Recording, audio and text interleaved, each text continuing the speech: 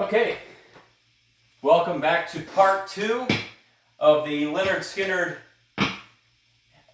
equipment series, looking at their equipment from the earlier albums versus the later albums, what changed, how did their tone evolve, did it evolve?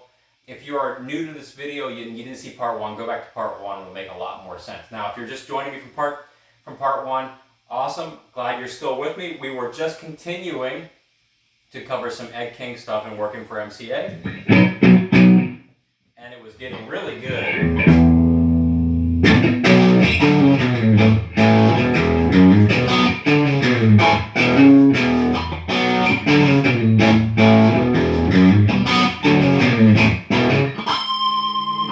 And Ed King on that song has a really mean, dirty strat.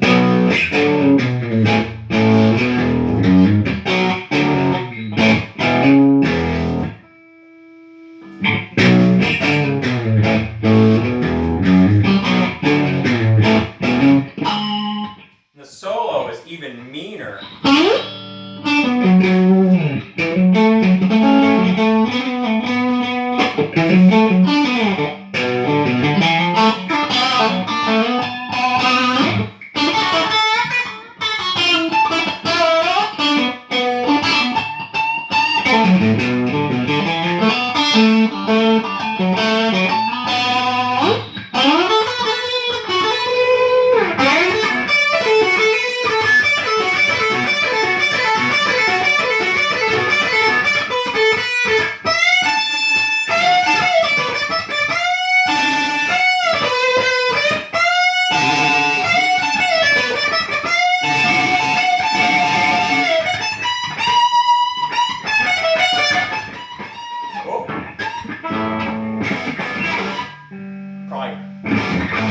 Something just dropped out.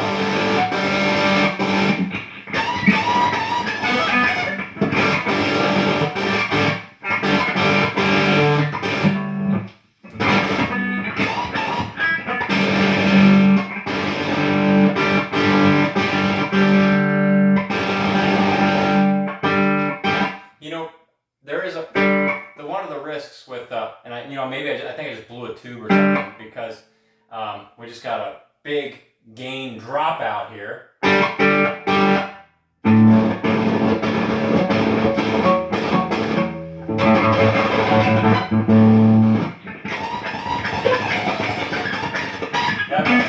Definitely.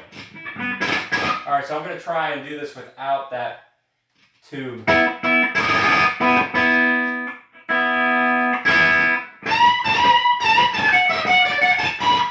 That's gonna be tough to do. It needs that preamp.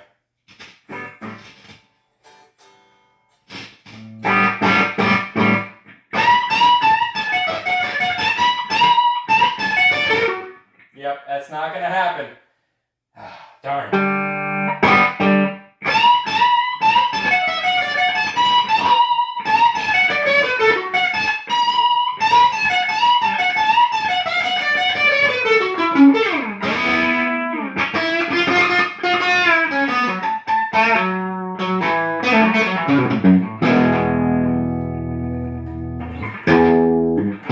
No, I need a lot more gain to do it.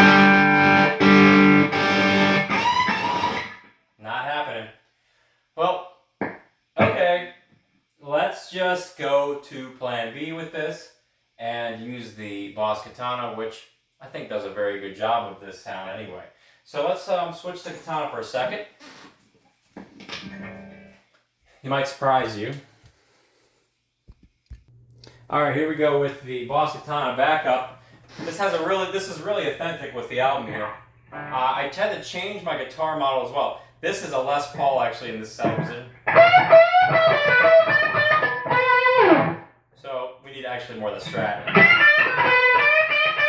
A little bit thinner in that treble position.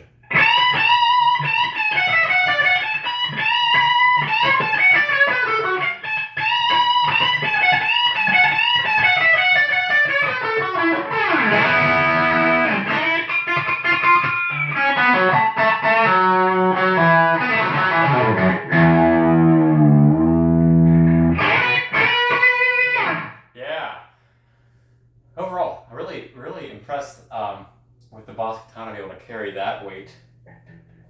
So let's do some more stuff Ed Kingsian.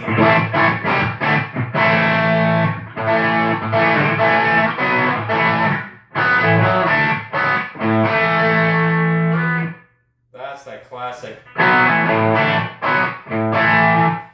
So, looking at second helping, you've got Alan Collins and Needle on the Spoon. So we're just going to bridge over to that. I'm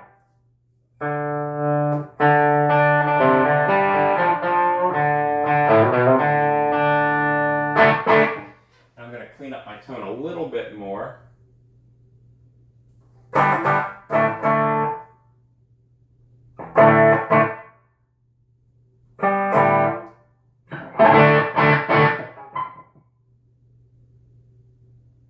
Try and give it more Marshall.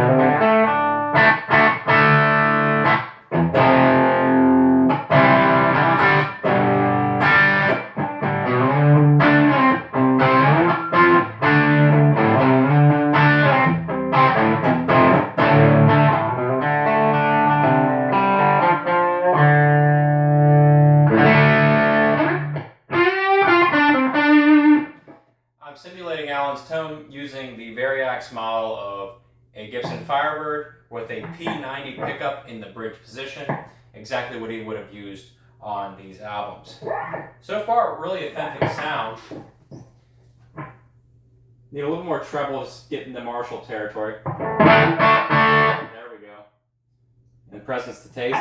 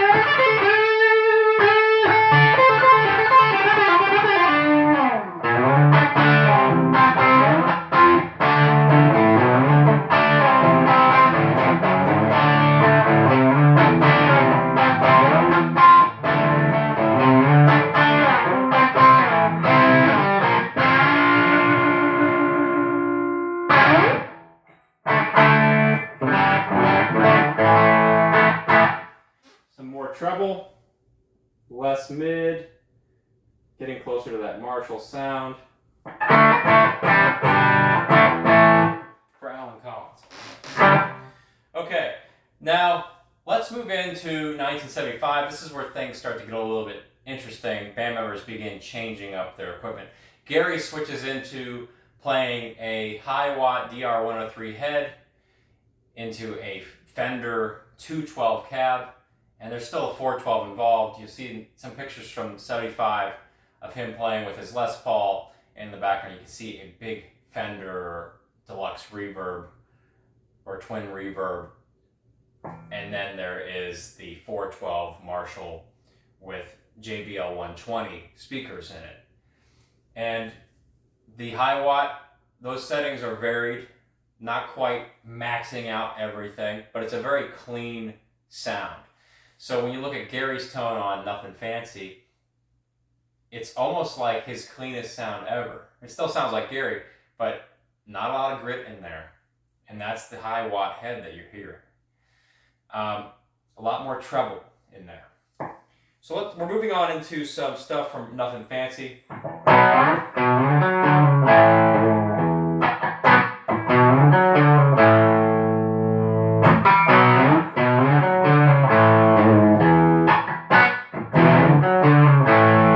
I'm absolutely loving this boss katana and that little saturated tube feel that's coming with it.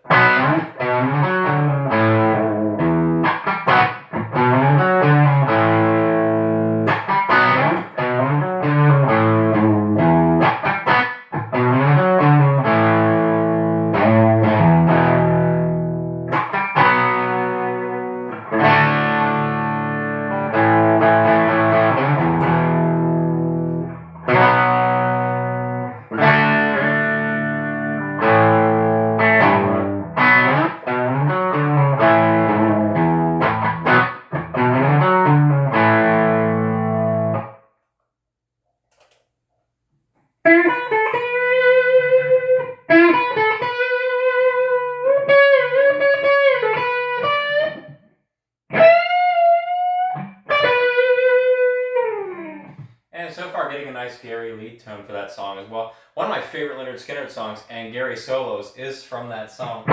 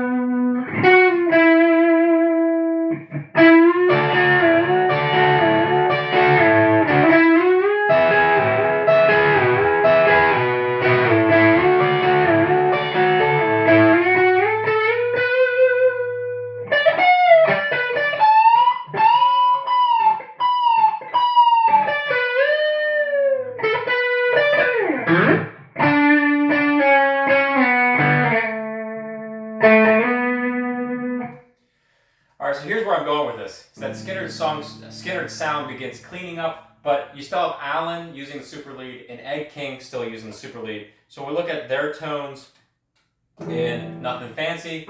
It's very, the sound is evolving to be a little bit more saturated, not as high end and trebly like you heard on Pronounced. Second Helping, there was a beautiful, mellower sound around that. It wasn't like the treble was hitting you in the face. Nuthin Fancy, it just gets really clean. You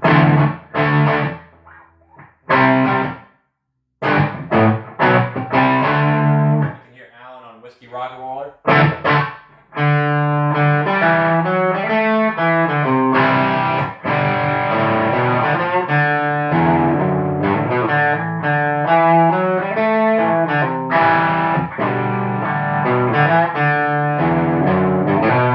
But then you also have the mix of Ed King in there.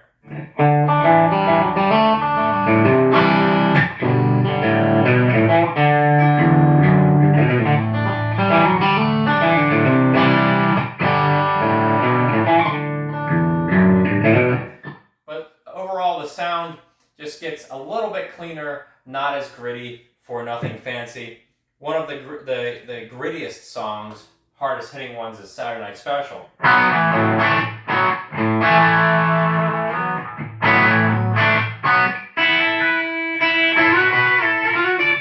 And we throw a little delay on that, as Ed did.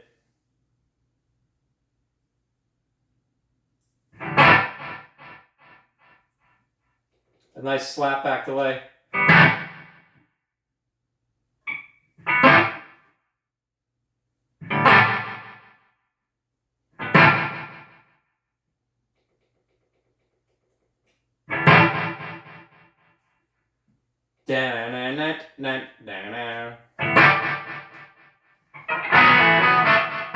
There's a little slap snapback delay, so that's how he gets that sound. Let's throw a little bit more of that delay in there.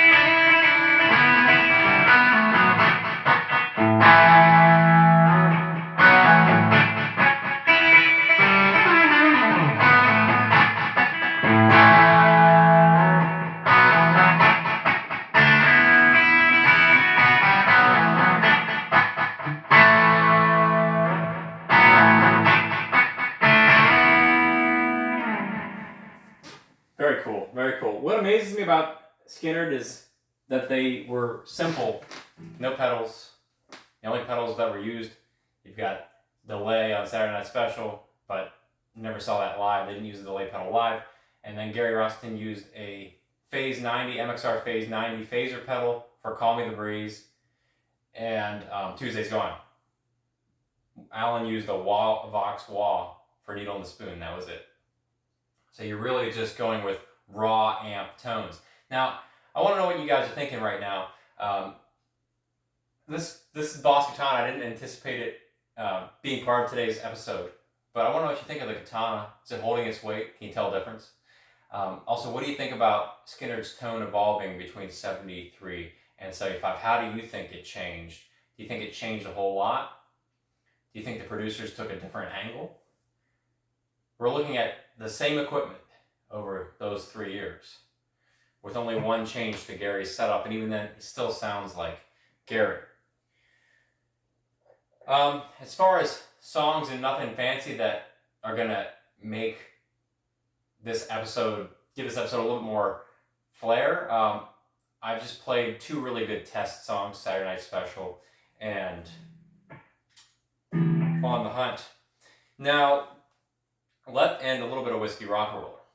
Let's go into just a little bit of Gary mode here. I know you guys don't mind when we go into Gary mode. Do you mind? No.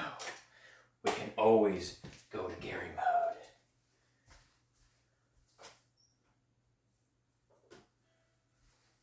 And I'm just going to play a little bit of Saturday Night Special type tones to show you that despite Gary changing to a high watt head, didn't really matter what Gary was playing through. It still sounded like Gary. Middle pickup position.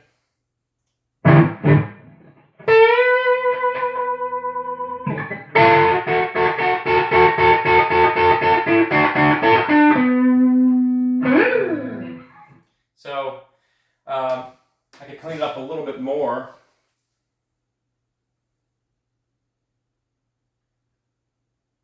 Give him more of that high watt, high presence feel. More treble, less mid, lower bass. And of course, he's got that JBL 120 really gives it a lot of high end. So now this middle pickup starts to take on a treble-like character.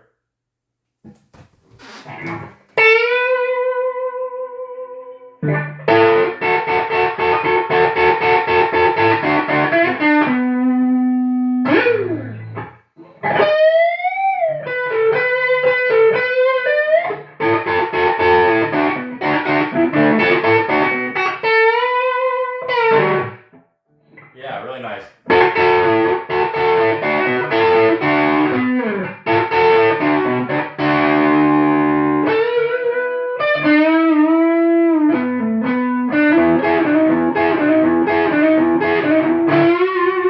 I can actually get more treble. I can't believe how I'm adding so much more treble here. Wow. It really needs, for that high watt sound, wow. Amazing how much more treble it needs.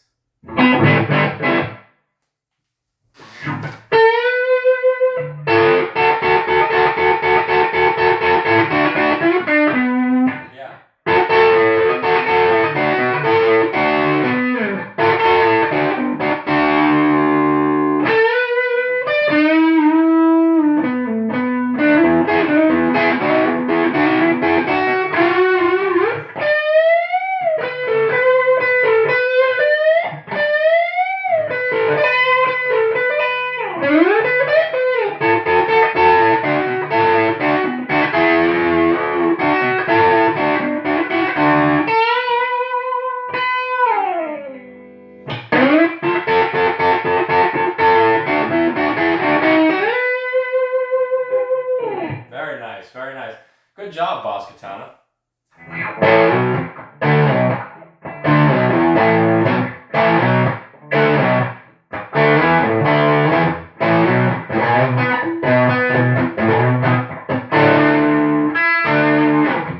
Wow. All right. So moving onward, some big things happen in 75. Ed King leaves the band. Huge dropout for Skynyrd. Now, Gary and Alan have to cover the entire guitar gamut.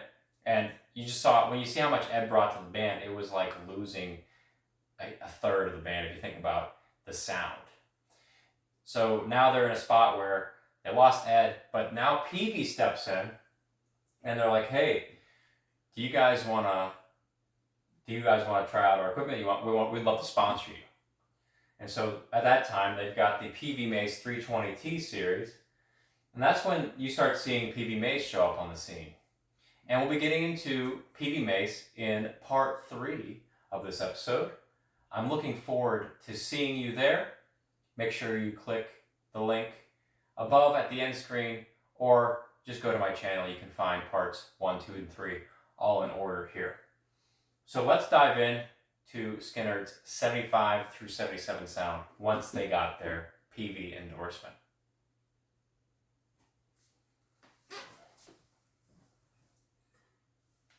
PV, yeah, let's go.